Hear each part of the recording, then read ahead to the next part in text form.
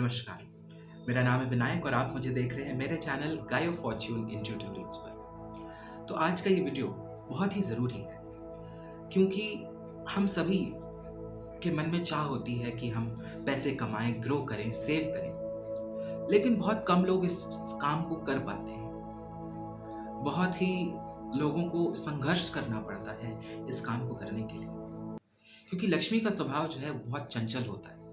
और अगर हम लक्ष्मी को अपने घर में प्रसन्न नहीं रखते हैं, स्टेबल रखने की कोशिश नहीं करते हैं, तो क्या होता है, लक्ष्मी तुरंत वहां से उस घर को छोड़ करके चली जाती है। तो लक्ष्मी आती है लेकिन उतनी ही जल्दी बाय बाय करके चली जाती है कि चलो फिर आऊंगी। तो अगर आप चाहते हैं कि लक्ष्मी आपके घर में आए, रहें, सदस्य की तरह रह जाएं, तो किन बातों का आपको ध्यान रखना चाहिए, आज का ये वीडियो उसी पॉइंट्स को लेकर के आपके आज का ये वीडियो मैं उन्हीं पॉइंट्स पर लेकर के आपके सामने आ रहा हूँ। आशा करता हूँ कि आपको ये वीडियो पसंद आएगा।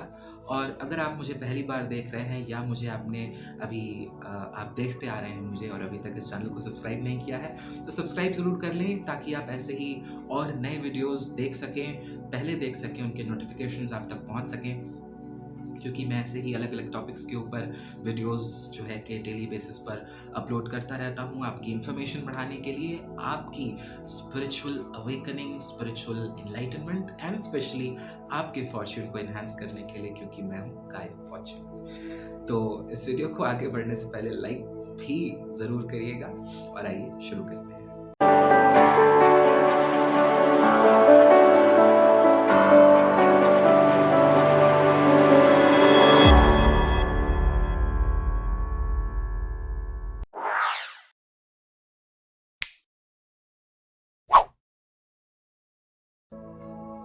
तो सबसे पहले लक्ष्मी, जैसा कि कहा कि चंचल होती हैं तो उनको बहुत ना, जैसे बच्चे होते हैं, ठीक है, बच्चों को हम कैसे ट्रीट करते हैं, बच्चों को अगर कोई चीज़ पसंद नहीं आती तो तुरंत वहाँ से चले जाते हैं। बच्चों को कोई व्यक्ति पसंद नहीं आता है तो तुरंत वहाँ से हट जाते हैं, उसके पास जाना पसंद नहीं करते हैं। तो हम क्या करते हैं, बच्चों के फेवरेबल कंडीशंस क्रिएट करते हैं। वैसे ही लक्ष्मी भी बच्चों के समान ही चंचल होती हैं, वैसे ही मूविंग होती हैं, वैसे ही एनर्जेटिक होती हैं, क्योंकि वो आपको कर्म करने की एक ऊर्जा तो देती ही हैं, एक मोटिवेशन भी देती हैं। जब आप कुछ कमाना शुरू करते हैं, जब आपके जीवन में धन आना शुरू होता है, प्रॉस्पेरिटी आनी शुरू होती है, तो आपके अंदर एक कॉन्फिडेंस आता है, एक हिम्मत आती है। और बहुत सारे लोग क्या करते हैं कि हमने अपने सामने देखा कि लोग विद इन फ्यू मंथ्स एकदम स्काई पर पहुंच जाते हैं और with in next few months एकदम वापस से उसी जमीन पर आ जाते हैं, क्योंकि वो लोग जब ऊपर पहुंच जाते हैं, लक्ष्मी उनके घर में आ जाती है, कुछ महीने रह जाती हैं, तो भी वो अपनी उन आदतों को नहीं बदलते हैं जिनको वो हमेशा से करते आए हैं। क्योंकि लक्ष्मी हर किसी को अपॉर्चुनिटी देती हैं कि देखो मैं अब तुम्हारे घर में हूँ, तुम अपनी आदतें सुधार सकते हो तो बहुत अच्छी बात है, मैं रह जाऊंगी, और अगर नहीं सुधारोगे तो फिर मुझे तो बाय बोल करके जाना पड़ेगा। ठीक है, सो ये मजाक की बातें नहीं है, इनको सीरियसली लेना चाहिए। हम यहाँ पर इसको ज़रूर हंस बोल करके कह रहे हैं, लेकिन पैसे का जो संघर्ष होता है वो बहुत ही मुश्किल होता है, बहुत ही सीरियस होता है। इसीलिए इन बातों को अपने घर में ज़रूर देखें कि आपसे कहाँ पर गड़बड़ हो रही है। तो सबसे पहला पॉइंट, जिन भी घरों में महिलाओं का, बड़ों का अपमान होता है, उनका सम्मान नहीं होता, वहाँ पर लक्ष्मी जो है वो स्थिर नहीं रहती। दूसरा पॉइंट, जहाँ पर भी घर फैला रहता है, फैले रहने का मतलब क्या है कि टेबल पर सामान फैला हुआ है, इधर उधर पेन, इधर पेपर, उधर कॉपीज, उधर या जूठे कप इधर पड़े हैं, और बेडशीट फैली हुई है, कपड़े लॉन्ड्री के इधर उधर पड़े हैं, जूते इधर उधर पड़े हैं, सिंक में बर्तन गंदे पड़े हुए हैं, तो ऐसे घरों में लक्ष्मी जो है वो जल्दी वास नहीं करती। एक दो दिन इंसान बीमारी में होता है, जल्दी में होता है, तो चीज़ समझ में आती है, लेकिन जो लोग इस चीज़ के हैबिचुअल होते हैं उनके घरों में पैसे की तंगी, दिक्कत, संघर्ष ज़रूर होता है, ये देखा गया। उसके बाद जिन घरों में पानी का वेस्टेज होता है, वहाँ पर भी लक्ष्मी जो है वो नहीं रहती। पानी क्या है, प्रॉस्पेरिटी है हमारे लिए, अबंडेंस है हमारे लिए, ईश्वर ने उसको अबंडेंस में दिया है। पानी के द्वारा हम अपना, अगर हम पानी ना पिए तो हम जिंदा नहीं रह पाएंगे, सिर्फ खाने के बल पर नहीं रह सकते। हमारे अंदर 75% पानी होता है।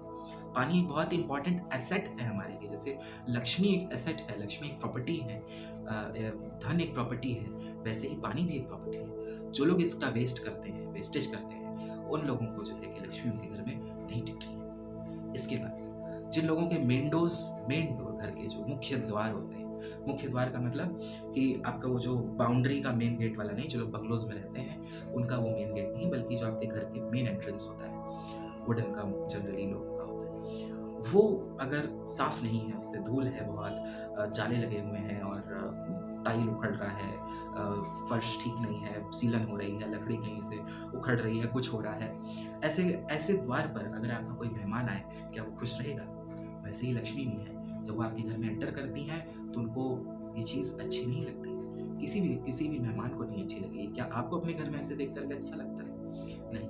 अब आप कहेंगे कि भई पैसे नहीं है, कैसे ठीक करें? पैसे नहीं है, ठीक नहीं कर सकते हैं, तो पूरा ठीक नहीं कर सकते हैं, एटलीस्ट उसको रिपेयर करा सकते हैं कि वो कम से कम प्रेज़ेंटेबल रहे, देखने में ठीक लगे। उसके बाद अगला पॉइंट क्या है कि भले ही आपके पास पैसा हो, ना हो, प्रॉस्पेरिटी हो, ना हो, लेकिन जो लोग सिर्फ़ हमेशा ये कहते रहते हैं कि अजी हमारे पास तो पैसे ही नहीं है, हमारे पास तो एकदम हम तो तंगी में जी रहे हैं, हम तो कंगाली में जी रहे हैं। जो लोग ऐसा भाव रखते हैं अपने मन में, जो लोग ऐसे वचन बोलते हैं, उन लोगों से भी लक्ष्मी जो है वो नाराज़ रहती है। क्यों?